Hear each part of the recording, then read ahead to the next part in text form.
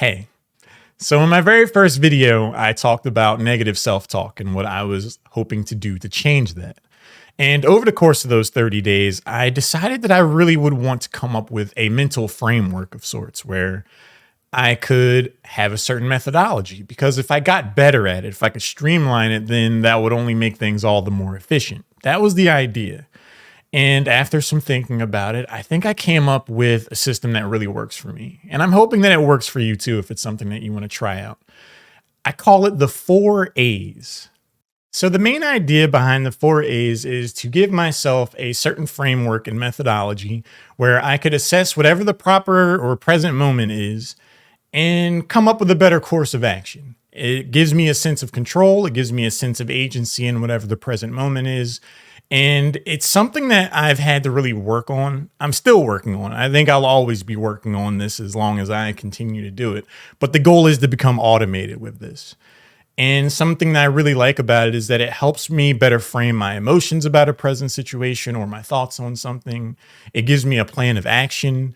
And it helps me keep my goals in mind in terms of what kind of person I want to be when I'm responding to different things. So the 4 A's stands for acceptance, assessment, aspiration, and action. And to go off of the first video that spawned this idea, I will continue to use Smash Brothers as an example. So starting off with acceptance.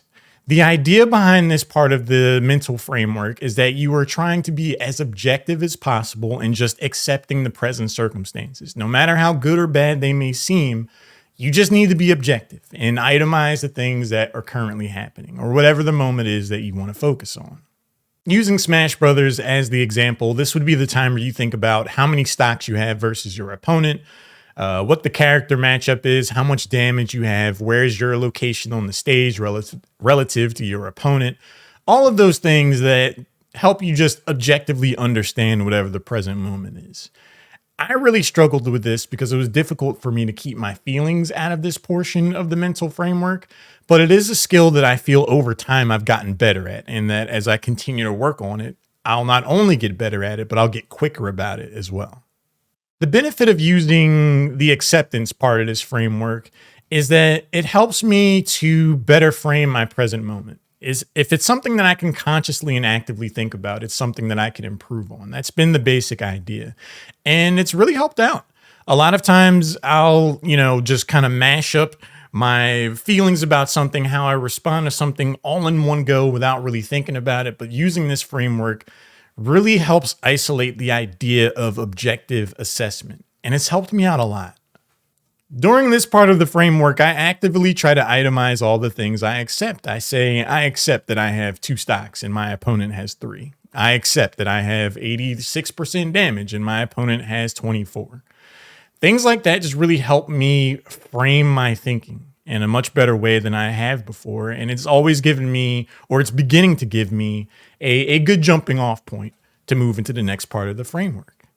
The next part of the framework is assessment. And after I've itemized everything about the present moment or whatever moment I'm thinking about, now comes a time where I ask questions like, well, how did it get here? What are some of the patterns that led to this situation?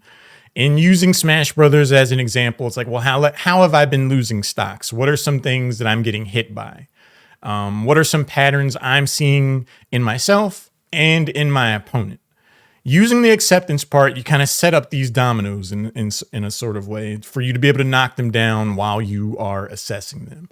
I really struggled with this part a lot because it was hard for me to keep my negative self-talk out of my frame of thinking. A lot of times this would be the part where it's like, oh, well, you're a stock behind because you suck. And that isn't particularly helpful. So I, again, try to make a point to stay as objective as I possibly can. And that helps keep me focused and it helps me think about the present moment in a much more objective way and in a much more productive way. So we've accepted the present circumstances. We have assessed how we got there. We've come up with a plan of action of sorts to aspire towards. So now there's just the last thing to do, to take action.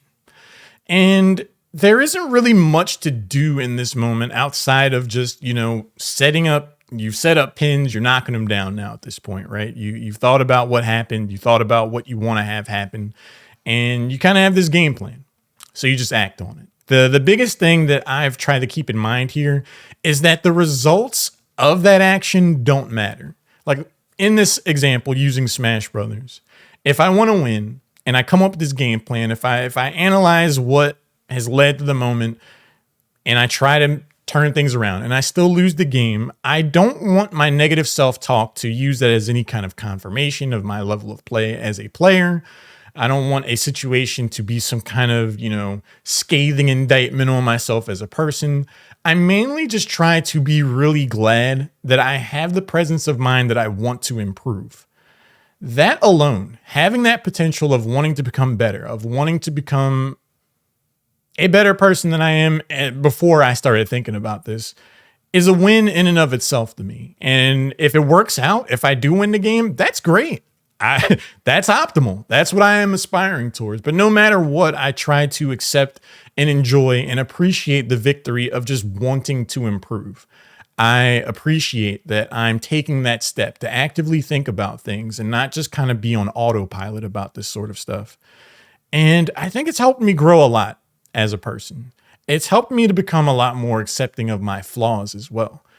In the past, before thinking about stuff like this, if I lost a game, that would be when my negative self-talk would come in and say, hey, you're bad. Or, we kind of talked about this in the original video, but having this framework really helps me to separate my feelings from the present moment, to come up with a game plan, trying to separate my feelings again about it as much as possible, and then acting in a way that will lead to a more optimal result.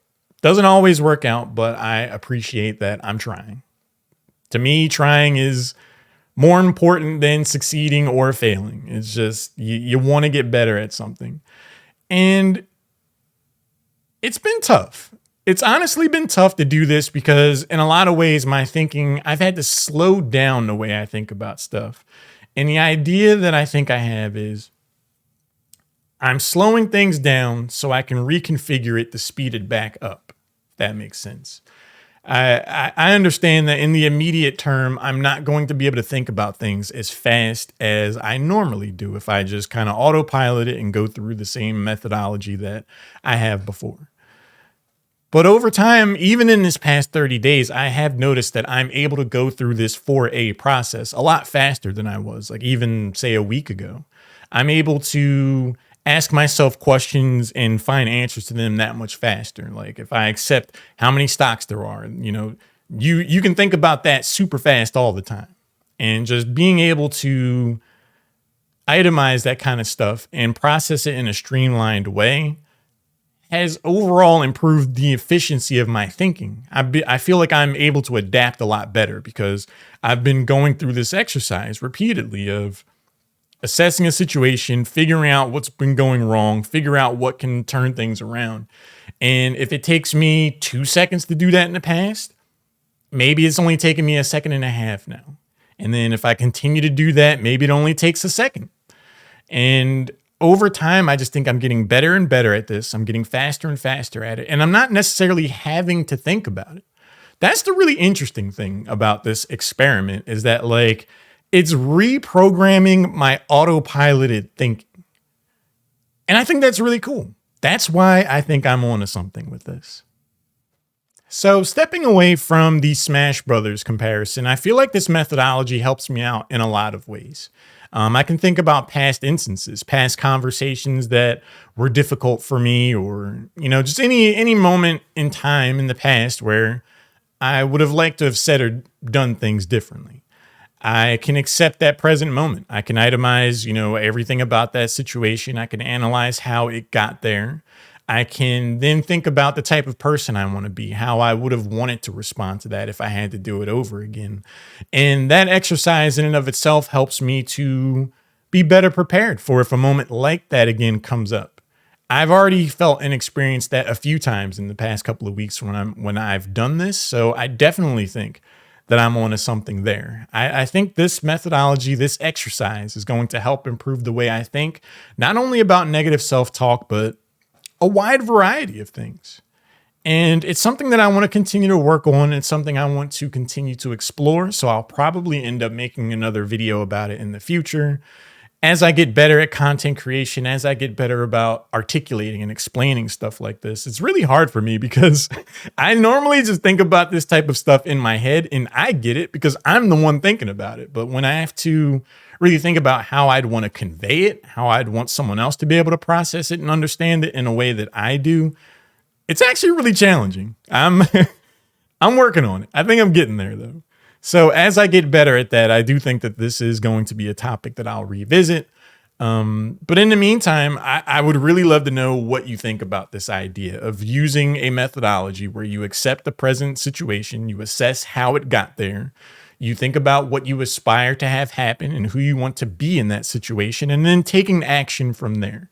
It sounds really simple, and I think it's something that a lot of people try to do. It's a very common sense approach. But for me personally, to have it so itemized and so laid out has actually helped me a ton. And I hope it helps you too. So let me know what you think about it. I would love to hear your thoughts and comments. And if you like the video, then, a like, all the YouTube stuff, subscribe, like, algorithm, all that. But in the meantime, my name is Albert. This has been On to Something. And I hope this video helped you out a lot. And I'll catch you in the next one. Take it easy.